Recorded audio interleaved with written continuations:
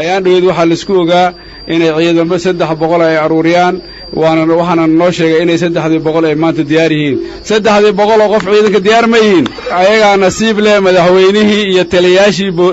taliska booliska abaanduulihii ciidamada militariga dhamaantood iyo madaxweynihii waa socdaa waxaan rajaynayaa inay ayaga kuwa ugu horeeyo oo tababarkooda iyo hubkooda wax walba inay heli doonaan nasiibkooda ay ku heleen waxaan rajaynaynaa inay u adeegaan ummadooda